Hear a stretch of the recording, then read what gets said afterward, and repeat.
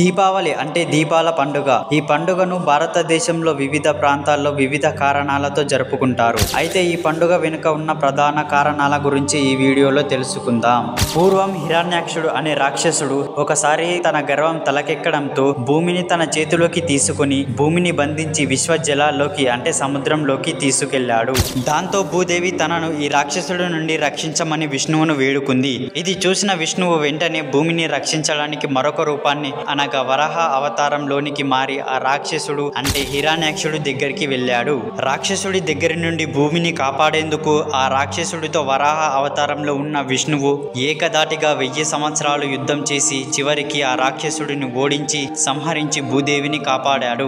ఆ తర్వాత వరాహ రూపంలో ఉన్న విష్ణుమూర్తికి మరియు భూదేవికి ఒక కొడుకు పుట్టాడు. ఆ కొడుకు మరెవరో కాదు, నరకాసురుడు. ఇక్కడ మీకు ఒక ప్రశ్న తలెత్తవచ్చు. నరకాసురుడు చెడ్డవాడు, ఒక రాక్షసుడు కదా, మరి అలాంటి వాడు దేవతలకు ఎలా జన్మించాడు అని. అయితే ఇలా జరగడం వెనుక ఒక కారణం ఉంది. అది ఏమిటంటే విష్ణుమూర్తికి మరియు భూదేవికి ఒక కొడుకు అంటే నరకాసురుడు జన్మిస్తాడు అని చెప్పాను కదా. అయితే ఆ బిడ్డ నిషిద్ధ సంధ్య కాలంలో జన్మించటం వలన అతనికి రాక్షస లక్షణాలు అనేవి వస్తాయని విష్ణుమూర్తి చెప్పాడు. అయితే తన కడుపున రాక్షసుడు పుట్టడంతో భూదేవి ఎంతగానో బాధపడుతుంది. ఎంత రాక్షసుడైనా ఆ బిడ్డ తన కొడుకు అవడంతో ఒక తల్లిగా భూదేవి తన కొడుకుకు రక్షణ కల్పించమని విష్ణువును అడిగింది. ఎందుకంటే రాక్షసుల మరణం అనేది ఎప్పటికైనా దేవుళ్ళ చేతిలోనే ఉంటుంది కనుక తన కొడుకు చావకూడదు అనే ఉద్దేశంతో దేవుడైన విష్ణువుని భూదేవి తన బిడ్డకు రక్షణ ఇవ్వమని కోరిక కోరింది.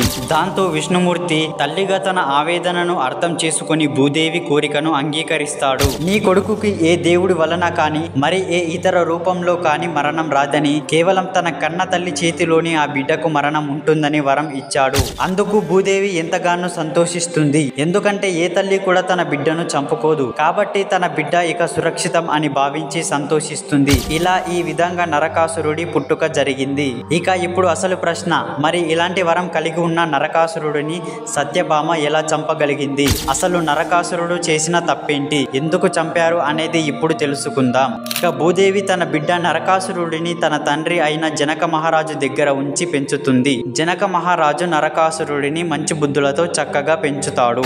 దాంతో నరకాసురుడు పెరిగి పెద్దవాడు అయిన తర్వాత ఎంతో శక్తివంతుడిగా మారతాడు. అలాగే పెద్దయ్యాక ప్రగ్జ్యోతిపురం అనే రాజ్యాన్ని రాజ్య ప్రజలను చాలా చక్కగా పరిపాలిస్తుంటాడు. ఇలాగే ఎన్నో యుగాల పాటు ప్రజలందరినీ చాలా బాగా చూసుకుంటూ నరకాసురుడు రాజ్య పాలన చేశాడు. ఇక ద్వాపర యుగం మొదలయ్యింది. ద్వాపర యుగం వచ్చాక నరకాసురుడికి అతని పక్క రాజ్యమైన శోణితహపురమైన రాజు బాణాసురుడితో స్నేహం ఏర్పడింది. అయితే ఈ బాణాసురుడు మంచివాడు కాదు, చెడ్డ బుద్ధులు కలవాడు. ఇతనికి స్త్రీలు అంటే చులకన. తన దృష్టిలో స్త్రీ అంటే ఒక భోగ వస్తువు అని అనుభవించడానికి మాత్రమే అన్నట్లుగా స్త్రీలని చూస్తాడు. కానీ నరకాసురుడు ఒక స్త్రీ అయిన దేవి మాతను తన తల్లిగా భావిస్తూ ఆమెకు పూజలు చేయడం అనేది బాణాసురుడికి నచ్చకపోవడంతో నరకాసురుడిని తన స్నేహంతో చెడగొట్టిస్తాడు. దాంతో బాణాసురుడి స్నేహం వలన నరకాసురుడు మెల్లమెల్లగా అమ్మవారికి పూజలు చేయడం ఆపేస్తాడు. అలాగే ఇతర రాజ్యాలపై దండయాత్ర చేసినప్పుడు నరకాసురుడు ఆ రాజ్యాలలోని రాకుమార్తెలను అందరినీ బలవంతంగా తన రాజ్యానికి ఎత్తుకొచ్చేస్తాడు.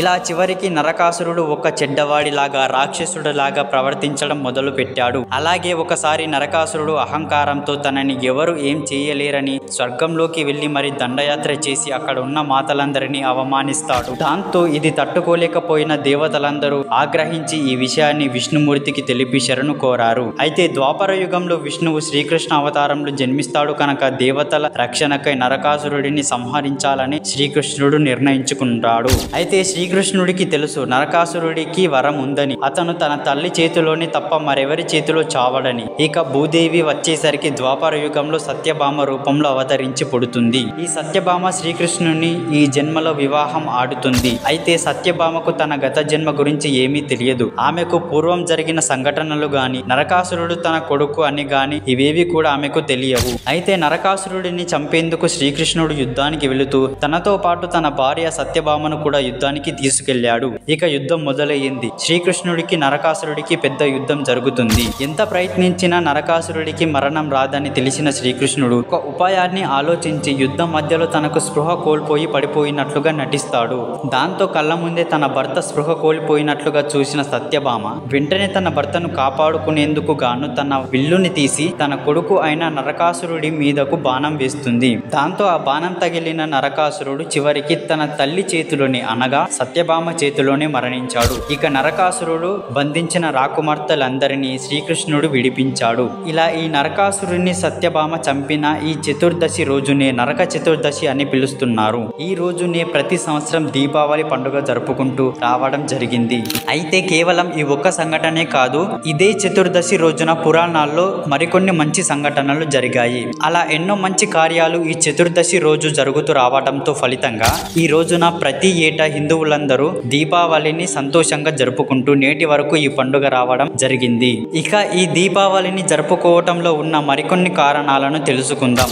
ఆల్రెడీ మొదటి కారణాన్ని ఇంతకు ముందే తెలుసుకున్నాం కనుక మిగిలిన వాటిని ఇప్పుడు తెలుసుకుందాం. నంబర్ 2, విష్ణువు యొక్క దశావతారాలలో 7వ అవతారమే శ్రీరాముడు. శ్రీరాముడు 14 సంవత్సరాలు అరణ్యవాసం చేసి ఆ తర్వాత రావణుణ్ణి సంహరించి సీతమ్మతో కలిసి చివరికి తన రాజ్యం అయిన అయోధ్యకి ఇదే రోజున వచ్చారు. అయితే ఆ రోజు అమావాస్య కావడంతో అయోధ్య అంతా చీకటితో నిండిపోయి ఉండేసరికి ప్రజలంతా శ్రీరాముడికి స్వాగతం పలికేందుకు ఆ అమావాస్య చీకటిని పోగొట్టేందుకు ఆ రోజున దీపాలను వెలిగించి స్వాగతం పలికారు. అలా అప్పటి నుండి ఈ మంచి రోజున దీపావళి పండుగ చేసుకోవడం ప్రారంభమైంది. నంబర్ 3, పాండవులు 5గురు కూడా అజ్ఞాతవాసాన్ని ముగించుకొని తిరిగి తన రాజ్యమైన హస్తినాపురంకు ఇదే రోజున అంటే దీపావళి రోజున తిరిగి వచ్చారు. అందువలన ఈ కారణంగా కూడా సంతోషంగా దీపావళిని శుభ సూచికంగా జరుపుకుంటారు. నంబర్ 4, వామనుడు బలి చక్రవర్తిని పాతాళానికి పంపినది కూడా ఈ దీపావళి రోజునే. అందుకే బలి చక్రవర్తి ఏడాదికి ఒక్కసారి అంటే ఈ దీపావళి రోజున భూమి మీదకు వచ్చి తన ప్రజలను తనివి తీరా చూసుకుంటాడని కేరళ రాష్ట్ర ప్రజల విశ్వాసం. అందుకని కేరళ రాష్ట్ర ప్రజలు ఈ దీపావళి పండుగను బలి అమావాస్యలో జరుపుకుంటారు. నంబర్ 5, చక్రవర్తి అయిన విక్రమార్కుడు ఈ దీపావళి రోజునే తన రాజ్యానికి పట్టాభిషిక్తుడయ్యాడు. నంబర్ 6, తొలి తెలుగు రాజైన శాలివాహనుడు కూడా ఈ రోజునే యుద్ధంలో గెలిచి ఆంధ్ర సామ్రాజ్యాన్ని స్థాపించాడు. ఇలా మరెన్నో మంచి సంఘటనలు అనేవి చరిత్రలో ఇదే రోజున జరుగుతూ రావడం జరిగింది. వీటన్నింటినీ చూసినట్లయితే ఈ రోజునే చెడుపై మంచి అనేది విజయం సాధించిన సందర్భంగా ఈ దీపావళిని ప్రజలంతా సంతోషంగా జరుపుకుంటూ రావడం అనేది ఈ పండుగ యొక్క అంతరార్థంగా భావించవచ్చు. ఇప్పటి వరకు దీపావళిని ఎందుకు జరుపుకుంటున్నాము అనేది తెలుసుకున్నాం కదా. ఇప్పుడు అసలు దీపావళిని ఎన్ని రోజులు జరుపుకుంటారు మరియు ఎలా జరుపుకుంటారు అనేది తెలుసుకుందాం. నిజానికి దీపావళి కేవలం ఒక్క రోజు జరుపుకునే పండుగ కాదు, ఇది 5 రోజులు జరుపుకునే పండుగ. ఆ 5 రోజులు ఏంటో ఇప్పుడు చూద్దాం. మొదటి రోజు ధన త్రయోదశి. ఈ రోజున లక్ష్మీనారాయణ స్వామిని పూజించడం ప్రారంభం చేస్తారు. రెండవ రోజు నరక చతుర్దశి. నరకాసురుడిని వధించిన సందర్భంగా ఈ రోజును జరుపుకుంటారు. మూడవ రోజు దీపావళి అమావాస్య.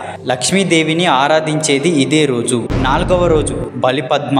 విష్ణువు నరసింహ అవతారంలో హిరణ్యకశిపుని సంహరించిన రోజు. ఐదవ రోజు బాయి దూజ్. అక్క చెల్లెళ్ల బంధాన్ని జరుపుకునే రోజు. ఈ 5 రోజుల పండుగలు అన్ని కలిసి జరుపుకుంటేనే మనం దీపావళి పండుగను పూర్తిగా జరుపుకున్నట్టు అని పురాణాలు చెబుతున్నాయి. అయితే ఈ ప్రస్తుత జనరేషన్ లో ఇలా జరుపుకోవటం అందరికీ సాధ్యం కావటం లేదు. అయితే పటాకులను ఎందుకు కాలుస్తారో దీని వెనుక ఉన్న కారణం ఏమిటో ఇప్పుడు తెలుసుకుందాం. నరకాసురుడి పీడ విరగడైనందున సంతోషంగా ఆ మరుసటి రోజున ప్రజలంతా సంబరాలు జరుపుకున్నారు. కానీ సంబరాలు జరుపుకునే రోజు అమావాస్య కావడంతో చీకటిగా ఉండడంతో ఆ చీకటిని పోగొట్టేందుకు ప్రజలు దీపాలను వెలిగించి దీపతోరణాలు కట్టి వేడుక చేసుకున్నారు. అయితే అప్పట్లో ఇలాంటి పటాకులు లేవు, వారిది వేరుగా ఉండేది. అయితే పొటాషియం నైట్రేట్ ని కనుగొన్న తర్వాత దీపావళిని జరుపుకునే తీరు కాలంతో పాటు పూర్తిగా మారిపోయింది. పొటాషియం నైట్రేట్ ని గన్ పౌడర్ గా మార్చారు. అలా వివిధ ప్రయోగాల తర్వాత ఇదే గన్ పౌడర్ లో మార్పులను జరిపి రకరకాల పటాకులను తయారు చేయడం ప్రారంభించారు. అలాగే పటాకుల్లోనే తక్కువ పేలుడును కలిగించే రంగులు, విరజిమ్మే మొదలగు వాటిని కూడా తయారు చేసి అందుబాటులోకి తెచ్చారు. దీంతో కాలం మారే కొద్దీ అందుబాటులో ఉన్న క్రాకర్లు, చిచ్చుబుడ్లు, పటాకులు లాంటి వాటిని ఈ తరం వారు కాల్చడం మొదలయ్యింది. ఇది పటాకులను కాల్చడం వెనుక ఉన్న కథ. సో ఇది దీపావళి వెనుక ఉన్న చరిత్ర. దీపావళి అంటే చిన్న వారి నుండి పెద్దవారు దాకా అందరూ ఈ పండుగను చాలా సంతోషంగా జరుపుకుంటారు. పటాకులు కాల్చేటప్పుడు కాస్త జాగ్రత్త, అలాగే పర్యావరణంలో పెరుగుతున్న కాలుష్యాన్ని కూడా దృష్టిలో ఉంచుకొని కాల్చండి. అండ్ ఈ దీపావళిని మీరు మీ కుటుంబ సభ్యులు ఆనందంగా జరుపుకోవాలని కోరుకుంటూ మీకు మీ కుటుంబ సభ్యులందరికీ దీపావళి పండుగ శుభాకాంక్షలు.